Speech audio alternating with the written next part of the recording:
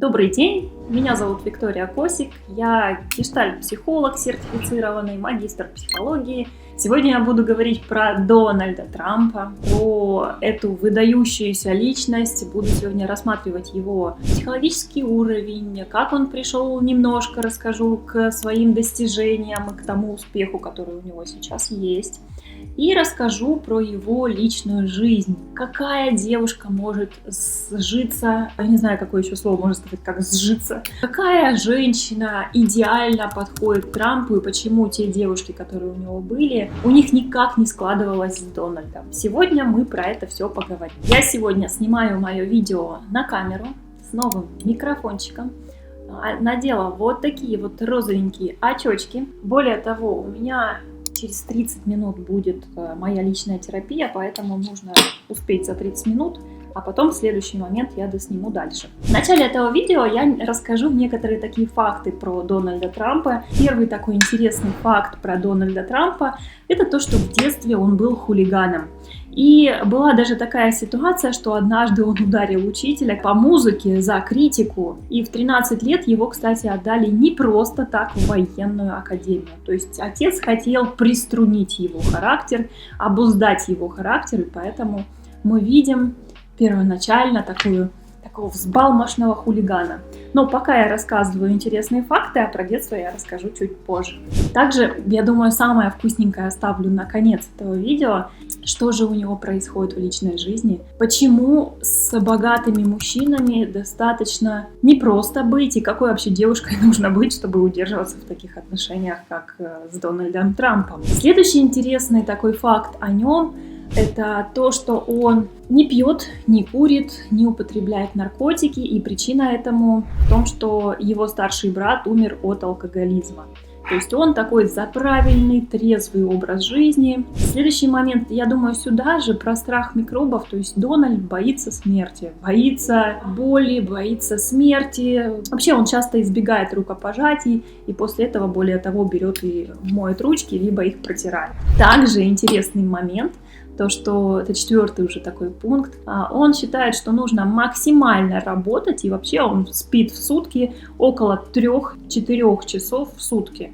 То есть представляете, сколько там энергии, сколько там драйва, сколько там какой-то мотивации. Я дальше буду рассказывать про его историю, но мы сразу видим необычный факт. Что вообще уникального было в его жизни, это то, что он снялся в «Один дома 2», он договорился о том, что можно бесплатно снимать в его отеле, но при условии, что он войдет в кадр. То есть это такой факт, снова говорящий о том, что он идеально умеет вести переговоры. Если он что-то захотел, он этого добьется. Также у него было свое, кстати, шоу Apprentice, где он произносил знакомую фразу «You're fired». Именно после этой фразы, в общем, каждое его достижение, про которое я буду рассказывать, он становился все более и более популярный. Также у него есть очень классный золотой самолет, полностью из золота, Boeing 757, и даже ремни у него золотые. Ну, еще из таких особенностей Дональда Трампа, он очень боится облысения, так говорят. Но я видела, кстати, некоторые видео, когда он поднимался на свой самолет, и сзади такой ветер задувает, и лысина прям открывается. То есть такой, знаете, нежданчик, неожиданная ситуация. И говорят, что он боится лысения, но мы и так видим, что у него залысины есть. Он боится, мое мнение, он боится кому-то не понравиться. Это такой мужчина, который хочет всем понравиться, хочет добиться максимума. И залысина – это еще одна причина, из-за чего он может показаться неидеальным. А это Дональду не очень-то интересно, и это не то, к чему он хотел бы стремиться. А дальше я расскажу про его детство. Дональд Трамп родился 14 июля 1946 года в семье Фрида Криста и Мэри Энн Маклауд. Он был четвертым из 5 детей, то есть у него был старший брат. Мы видим, что он с такой большой семьи. Более того, семья Трамп жила в роскошном доме. В этом доме было 23 комнаты, что, в общем-то, подчеркивало их социальный статус. Заметьте, наш сегодняшний главный герой не воспитывался в той семье, где люди переживают о том, что «а что нам будет завтра вообще покушать? А будут ли завтра у нас какие-то финансы? а выживем ли мы завтра, а как нам прокормить 3-го, 4-го или 5-го ребенка. То есть мы видим сразу такую семью с достатком, с желанием производить впечатление на других. Он родился в той семье, где уже был водитель, была уборщица, уже первоначально высокий уровень дохода. Отец его был успешным застройщиком в известной компании своей. Он был достаточно строгим и требовательным. Он приучал детей к труду с раннего возраста. То есть мы видим такой жесткий, авторитарный отец. Мама такая домоуправительница, такая с семейными ценностями, занималась волонтерской деятельностью, а также она помогала в больнице, такая была домохозяйка. Папа работает, папа жесткий, папа грубый, папа строгий, высокая конкуренция из-за того, что много детей и внимания, следовательно, мало он получал. Плюс такая мама удобная, такая, знаете, как тень. Я таких женщин в таких семьях называю как тень. Такая, знаете, убирает, помогает, создает уют, про семейные ценности, вот это все.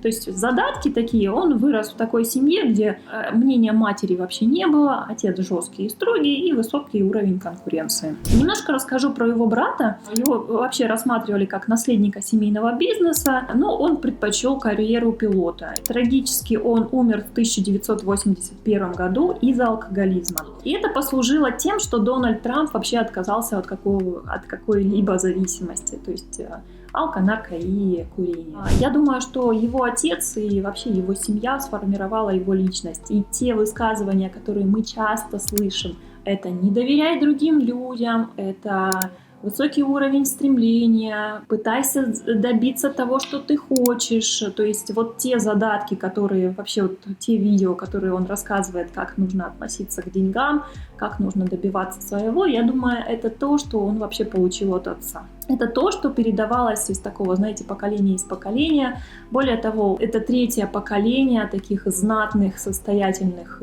людей в его семье. То есть у него и дед был тоже состоятельный, он тоже был иммигрант, кстати. Бабушка и дедушка у него были иммигранты, и они, кстати, переехали из Германии. Сейчас есть огромная такая травля про то, что от него, а то, что он пытается создать максимально жесткие законы для иммигрантов, для туристов, ужесточает эти законы, хотя по факту мы видим, он сам эмигрант. Мелани тоже эмигрантка. То есть я вот думала, зачем делать так, зачем наступать на ногу, когда, в общем-то, ты сам же пользовался этим проходом, ты сам же проходил то, что ты сейчас пытаешься остановить. Моя гипотеза, для чего он сейчас ужесточает вот эти все?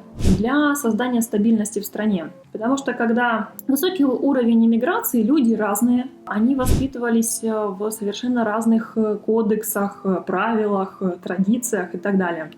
Следовательно, поток людей, когда высокий и он разношерстный, ими достаточно сложно управлять. А он, так как он вожак, так как он сейчас 47-й президент Соединенных Штатов Америки, он заинтересован в управлении. Но и в то же время еще вторая моя гипотеза, для чего это нужно, это уменьшить конкуренцию. Это, по сути, ведь остановка стремления других людей. То есть мы видим, что он родился в такой семье, где есть большая конкуренция, плюс строгий, требовательный отец. И более того, сам характер Дональда такой, что, то есть он если мы смотрим так на уровень организации личности, как я и говорила ранее уже, и так иногда говорю в разных своих видео, что есть 3 уровня организации личности. По Нэнси МакУильямс, можно сказать. В общем, это классика уже жанра, я думаю, разных подходов психологических, которые часто опираются психологи. Это невротический уровень, пограничный и психотический. Я бы его все-таки отнесла уже с самого детства. Такая, знаете, психика такая лобильная, хулиганская. То есть бывает такое, что дети такие до какого-то возраста, такие, знаете, хулиганы, такие необузданные, такие вот все им надо, там, попробовать покурить, потусить, там, на ночевку кому-то остаться, какой-то скандал устроить, машину угнать и так далее. Но мы видим, что до сих пор Трамп такой. То есть мы видим, что вообще этот человек с рождения с такой некоторой пограничной частью, хулиганской, такой расшатывающей границы. Он пытающийся прощупать так, а вот здесь можно, а вот здесь. А потом поулыбался, сделал вид, хорошую масочку. потом опять так прошатывает границы, прошатывает. Это было и в детстве, это было и в следующих его дальше карьерных, в общем-то, достижениях, про которые я буду дальше говорить. То есть это некоторый склад личности, который у него и так был. Плюс он родился в той семье, где отец мог ему помочь и подсказать, какие должны быть правила внутренние, какие должны быть ориентиры. Некоторая такая опора на опыт отца, как риск и к чему вообще риск может привести в сфере недвижимости. И в 13 лет Дональда отправили в военную школу, точнее в военную академию в Нью-Йорке, потому что отец понимал, что его нужно, его энергию, его вот такой вот азарт, такое вот желание что-то вот как-то все время как-то там с кем-то поругаться, какую-то неприятную ситуацию создать, как-то привести его в свое русло, и устроил его в военную академию. Но что делает Дональд? Дональд, он такой, что с самого детства любил лидерские позиции. Он играл в команде по футболу, он в баскетбол играл, был капитаном команды, то есть он такой вожак, лидер. Кроме того, уже тогда у него были высокие оценки по геометрии. То есть мы также здесь замечаем, что у него есть склонность к аналитичному такому складу ума. Плюс его даже тогда уже называли дамским угодником. То есть у него даже было такое прозвище в академии.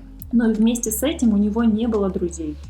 Ну и каждое лето Дональд проводил время со своим отцом в строительной компании, на строительных площадках и занимался, в общем-то, теми аспектами, которыми занимался отец, а это сфера недвижимости. Он занимался администрированием, отец ему поручал некоторую такую управленческую деятельность. То есть он какое-то время изучал предпринимательство, изучал подходы, изучал через отца, как договариваться, как вообще уметь достичь своего. Также он поступил в Ортанскую школу бизнеса и в 1968-м получил степень бакалавра по экономике, специализацию в области финансов. Также, кстати, у него есть книга «Искусство заключать сделки». Я ее прочитала. Честно, мне книга вот на тот момент, когда я ее читала, это было лет 15 назад, она очень вдохновляет, она вдохновляет рисковать. Я тоже сама занималась недвижимостью, и я помню, это одна из тех книг, которая меня смотивировала рискнуть и во что-то вложиться. То есть начать экономить, а потом через эту экономию во что-то вложиться. Если вы хотите как раз-таки, как-то, знаете, так присматриваетесь к инвестициям, к увеличению дохода, у вас есть некоторая склонность к риску, вы готовы психологически рисковать и, в общем-то, идти на новые шаги, то обязательно прочитайте эту книгу. Она очень сильно мотивирует, он там рассказывает, в общем-то, историю про себя, про свое детство, про казино, про отель, как он, в общем-то, приходил к сделкам, договаривался с людьми, какие у него финансовые сложности были. Причем он там рассказывает про свои правила жизни, про то, что необходимо откладывать деньги. То есть вот если вы заинтересованы в увеличении дохода и вообще вам нравится недвижимость, прочитайте. Но в то же время в 1964 году он думал поступить в киношколу. В то же время отец и высокий уровень дохода все-таки дали ему, так знаете, понять, что сфера все-таки недвижимости его. И он отказался от киношколы. То есть я думаю, если бы не отец, если бы только из-за отца, чисто такая история. И получается, ведь если бы, знаете, была пройдена сепарация, то, скорее всего, Дональд Трамп был бы каким-то известным актером. Он бы снимался в фильмах, он бы вел какие-то передачи. Я его реально вижу каким-то таким, знаете, ведущим, типа Урганта, там, привет, там, вот наша программа такая-то, мы сегодня начинаем так, а сегодня к нам в гости пришла Памела Андерсон, я не знаю. Мужчина артистичный, могут кто-то сказать, что он истероидный такой, что ему нужно внимание, но все-таки в его психотип большой вклад внес его отец. Все-таки недвижимость – это другой уровень, это другой уровень дохода, это другой уровень риска, высокая непредсказуемость, необходимость регулярно, постоянно контролировать социальную ситуацию, финансовую ситуацию, что вообще происходит в стране, что происходит в мире, что происходит в этом районе и вообще выгодно ли в этом районе сейчас вкладываться, а через 2 года будет как вкладываться. То есть здесь необходимо для инвестиций в недвижимость необходима такая способность к логическому мышлению, а мы знаем, что он очень любил геометрию, математику, вот эти все предметы, которые, кстати, я тоже очень люблю. Я немножко дальше расскажу про его карьеру, и самое вкусное оставлю на конец. Вообще я очень люблю тему все-таки отношений, а не политики, поэтому вкусные пирожочки будут в конце.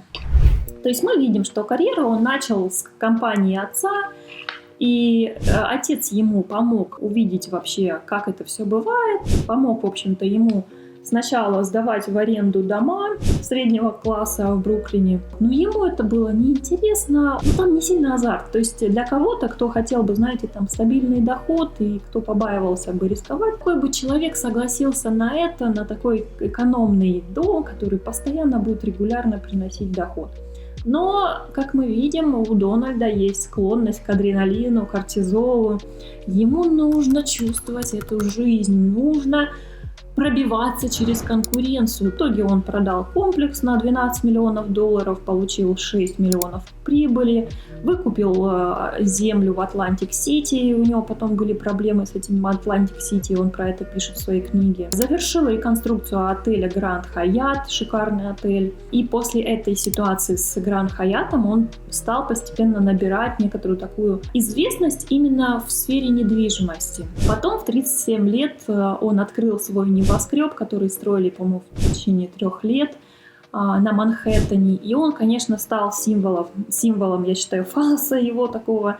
Ну, это символ успеха. Это, вы знаете, как по Фрейду, если можно так сказать, что вот смотрите, я добился, я достиг, вот такой вот я. Ну, то есть это некоторые такие мужские проявления, смотрите, какой я. Это как мужчины, знаете, покупают гелик специально, и такой, чтобы он прям пердел, так прям посильней, красный салон. Это вот из такой же идеи, только более высокого калибра. Вот смотрите, какой у меня небоскреб. И вообще в детстве он любил небоскребы, любил рисовать небоскребы. То есть ему вот это там мельтешиться, сдавать среднему классу, продавать, сдавать, выкупать, это не его. Он с самого начала кайфовал и получал удовольствие от небоскребов, от того, чтобы люди видели, какой это шикарный небоскреб, какое красивое здание. Но в то же время в этом году были сложности, необходимость была инвестировать, управлять крупными проектами, плюс еще ситуация в стране была достаточно шаткая. И это, конечно, послужило огромным вызовом.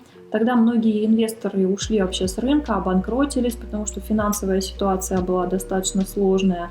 И Дональд Трамп также в 44 года он столкнулся с экономическим спадом и накоплением долгов. То есть 2 фактора послужили некоторой такой сложностью. Но и тогда время такое было. То есть у него было это казино Атлантик-Сити, который он вынужденно объявил о банкротстве. Прошла у меня моя личная терапия с моим психологом. Опять у нас была жаркая сессия со злостью, симпатией и с разными чувствами. Но сегодня не об этом. Сегодня я буду рассказывать все-таки про Дональда Трампа. 58 лет дальше Дональду Трампу он стал ведущим своего реалити-шоу The Apprentice, где его стала коронная фраза «You're fired». You're all fired. All four are fired. Самая популярная его фраза на этой шоу. Мне с английским туго, с испанским хорошо. Получается, у него было 2 этапа к такой большой популярности. Первая – это популярность, именно известность в сфере недвижимости, а вторая популярность – это уже медийная популярность. Это вот то, что любит Дональд. Но через это шоу он приблизился, в общем-то, к своей другой субличности, к своей другой части. Это такая часть, где он хочет вот такие вот фразы и говорить, вот так вот и выступать, с таким красным галстучком. Вообще заметьте, Дональд очень любит красный свет, красный оттенок, красные цвета. Это вот такой призыв. Я здесь, смотрите. То есть он такая большая звездочка, и через красный свет. Я, кстати, даже зашла на его сайт. У него там тоже такая цветовая гамма темно-синий и красный. Вот, но я думаю, ему идет. 70 лет, и Дональд Трамп 45-й президент Соединенных Штатов Америки. Тут должны быть какие-нибудь фейерверки, и это то, что, в общем-то, хотел Дональд. А ему ведь на самом деле не просто было к этому вообще прийти, и у него было отсутствие политического опыта. Я думаю, что он как раз-таки в этом первом сроке, он хорошо хлебнул именно то, что у него этого опыта не было. Поэтому в 74-й, когда ему было 74 года, я думаю, он и проиграл Джо Байдену. То есть у него есть вот эта вот взбалмошность. Это является и плюсом, и в то же время и минусом. Эта взбалмошность, она может пугать, но в то же время 47-м президентом Соединенных Штатов Америки он стал не просто так. У него есть очень классные качества, как ведение диалога. Какой бы он ни был, но он все равно умеет приходить к своему. Он может расшатывать границы, и он делает это филигранно. Он может врать, он может приукрашивать, он вообще не доверяет. Он же, вот смотрите, он не просто так не спит, считайте, там, я не знаю, 20 часов. То есть он всего лишь спит по 3-4 часа. У него очень много мотивации, очень много желания показать, смотрите, что я здесь есть. У него очень много желания вырваться, доказать, что вот смотрите, я на первом месте, я самый-самый.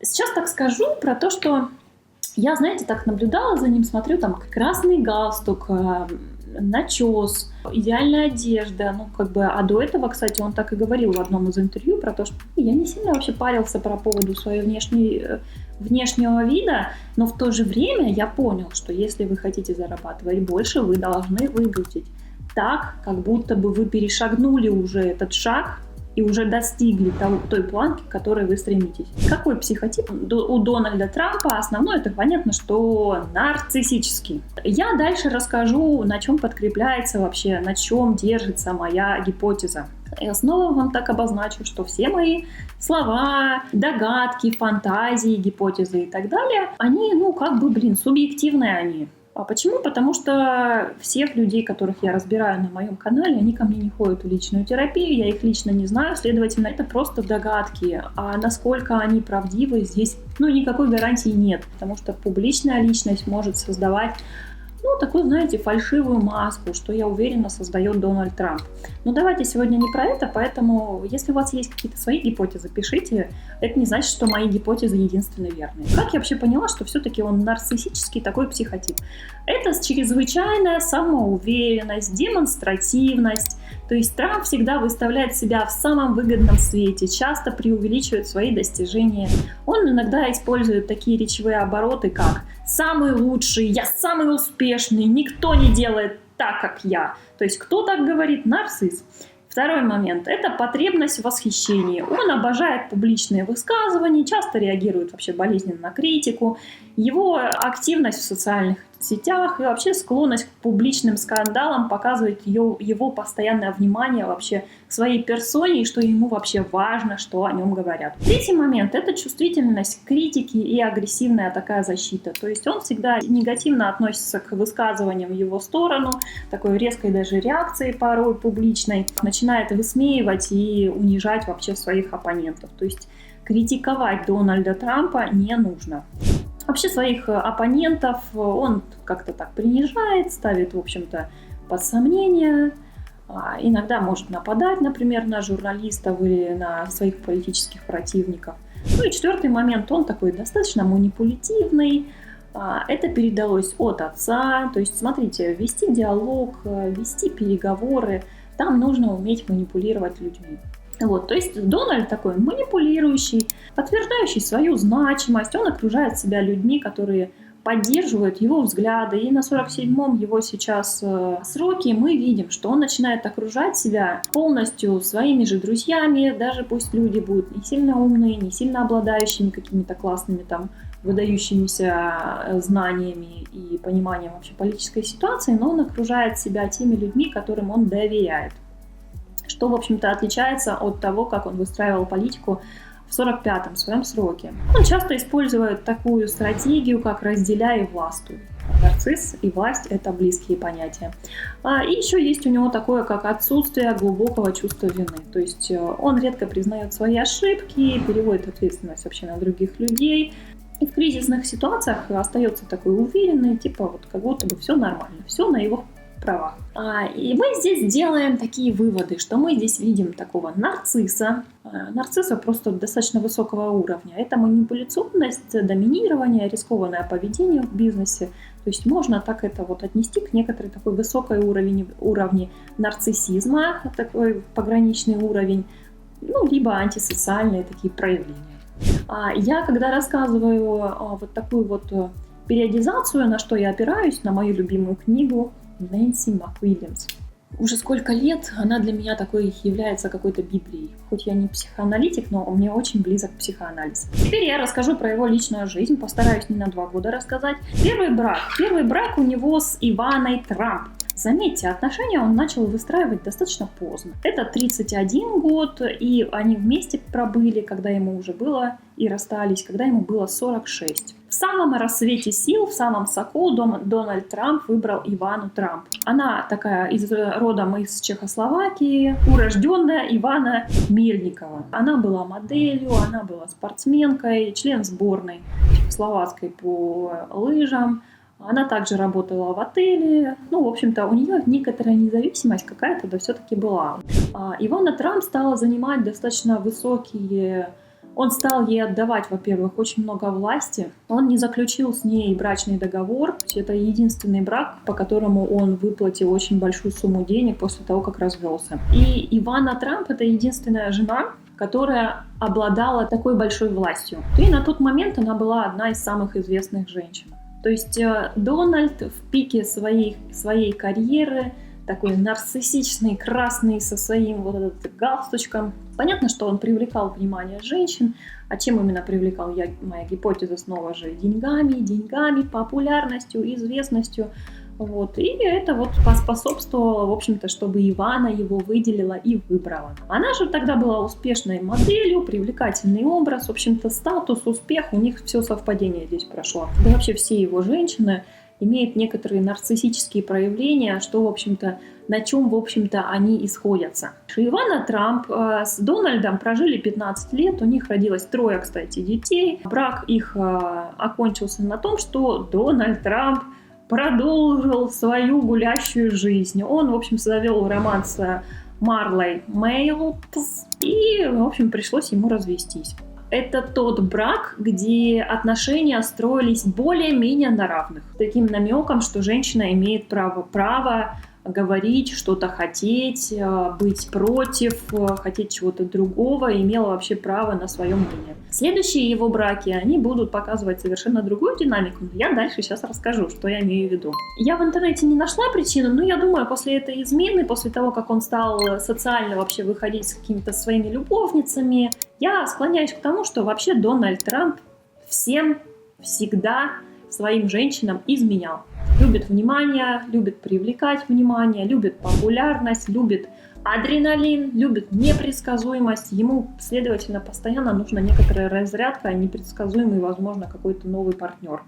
Вот. Поэтому Ивана, когда уже поняла, что измена-то есть, точно, отрицать это уже невозможно, и публично тем более, и тут они разводятся. У него появляется второй брак с Марлой. Ему было 47-53. То есть, смотрите, какой он дамский угодник. Поздно очень начал создавать серьезные отношения. То есть, я думаю, до 30 лет он нагуливался так, что прям вот не балуйся. После он уже понял, что нужно для социума, для какой-то политической своей значимости, для политической активности, для социальной активности, вообще для видимости создавать что-то постоянное и стабильное. И он вот как раз-таки стал девушек своих приглашать в брак. Но девушек не простых, а девушек с модельной внешностью. То есть, да, они красивые обложки, но внутри не тот уровень знаний, не тот уровень амбиций, не тот уровень силы, как у него. То есть он, заметьте, он не выбирает себе какую-нибудь там девушку, которая создала какую-то свою компанию, которая сама является лидером, которая там, я не знаю, публично выступает, ведет что-то. Он выбирал относительно его категории силы, власти и так далее, он себе выбирал таких детей. Папочка, ребенок, если мы так К Фрейду снова вернемся. Такие отношения детско-родительского формата. Более-менее равные отношения были с Иванной.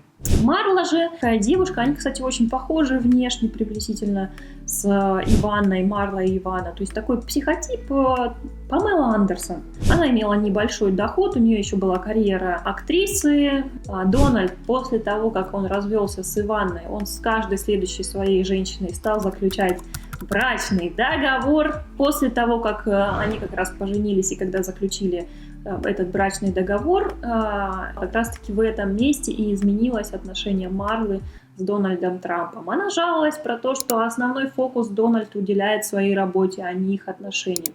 То есть представьте, вы находитесь в отношениях, да, с богатым, сумасшедшим богатым человеком, который может купить все, что угодно. Вы можете полететь на своем частном золотом самолете в Париж, поесть вкусный кофе и круассаны, но вместе с этим муж приходит в час ночи и уходит в 5 утра. И так каждый день. Ивана, еще как-то первая жена, пыталась как-то ставить палки в колеса и говорить: смотри, я вообще-то здесь человек. Вообще-то отношения — это тоже вклад, это тоже направление, которое нужно развивать, так же, как и карьеру. На что ей Дональд сказал: иди-ка ты, и нашел себе Марлу. Марла, после того, как они поженились, охладели у нее отношения после того, как они заключили брачный договор. Они были вместе 6 лет, и Марла получила $2 миллиона алиментов. Это значительно меньше, чем получила Иванна. Далее третий брак. Мелани Трамп. Когда они познакомились, Дональду было 59. Она тоже, получается, беженка. Она из Словении. Также модель. И они познакомились, кстати, как с Мелани. Он был женат на Марле, а пришел на вечеринку вообще с какой-то девушкой другой, которую целовал, обнимал. И тут на этой встрече ему понравилась Мелани, он попытался с ней познакомиться, на что Мелани сразу ему отказала. Ну понятно, ты женат, пришел с другой, а симпатии и интерес предъявляешь мне. Она ему сказала на этой встрече про то, что я тебе свой номер телефона просто не дам, а ты мне свой оставь. И Дональд оставил ей просто все свои номера телефонов. То есть она в начале отношений как-то еще контролировала процесс их сближения. Перед тем, как вообще на первый срок выдвигался Дональд Трамп, кстати, на Мелани было очень много выложено в интернет компроматов. Это голые фотки, потому что она работала моделью, актрисой. Обнаженные эротические фотографии, они, конечно, очень сильно подпортили его престиж. И сама вообще Мелани, она вся сделана. Его девушки — это куклы. Сделала себе грудь, сделала себе нос, всю себя переделала. Они познакомились, стали общаться, и в итоге вот у них вот сейчас, на данный момент, брак более 20 лет. У них родился сын, Бэрон. Ну и понятно, что активная воспитанием занимается именно Мелани. И отвечая на один из таких интересных вопросов, почему же Мелани с Дональдом Трампом дольше всего находится в отношениях. Мое мнение, что Мелани — это та девушка, которая больше всего по эмоциональному ощущению рядом ему напоминает то, как мама встраивала отношения с отцом. Это тираничный отец, холодный, отстраненный, и девушка такая на побегушках, которая такая все вокруг тебя, меньше вопросов, меньше говорящая свое мнение, которая не спорит. И Дональд, кстати, об этом и говорил, что вообще мы с Мелани вообще не спорим. Она просто соглашается на все. Она либо молчит, либо соглашается. Там вариантов не так много. Этот брак держится на подавлении Мелани постоянно своей личности. Она ценит деньги, она ценит комфорт, для нее это приоритет, она ценит какие-то такие, знаете, семейные ценности и подразумевает отказ от своих, в общем-то, желаний, которыми, возможно, она даже и не знакома. Это, знаете, есть девушки, которые просто выросли в такой среде, и они вообще не знают, чего они хотят. И тут попадается такой мужчина, как Дональд Трамп. И для них привычно быть в таких отношениях, где и не интересуются ими, и не хотят развивать какую-то динамику и диалог вообще в отношениях. То есть он с Мелани, как я думаю, находится в такой позиции холодного, отстраненного мужчины, который полностью выстраивает все отношения с ней на том, как он сказал, так и будет. Также, кстати, делает и его друг. Внешне тихая, да, где-то она тоже нарциссичная, истеричная, и этим они, кстати, совпадают, вообще Дональд совпадает со всеми со своими женщинами, но уровень своих амбиций, силы с каждой девушкой, которую он выбирал, она становилась все меньше и меньше. Вот, то есть вот такое отношение потребительское, холодное, но очень привлекательное для тех людей, кто не знаком с собой, не знаком со своими чувствами, не хочет с этими чувствами знакомиться, а хочет хорошо кушать, зарабатывать, получать самые красивые сумочки Hermes, довольствоваться тем, что есть, и не стремиться к чему-то своему, узнать свои интересы, хобби, отстоять свое какое-то желание. В общем, какой-то жизни там нет. Но это не значит, что это плохо. Для кого-то это очень хороший формат. Кому-то это подходит. На этом я закончу. С вами была Виктория Косик. Я психолог, гештальт-терапевт сертифицированный. И через 4 месяца уже подала, кстати, заявку, буду аккредитованным гештальт-терапевтом в ЕАГТ. Это считается у нас в сообществе очень круто. Так что приходите ко мне на группы. Я обожаю вести терапевтические группы. Вообще вот эта групповая динамика прям очень мне нравится. Либо приходите ко мне на консультацию. Все, с вами была Виктория Косик. До скорой встречи. Всем пока.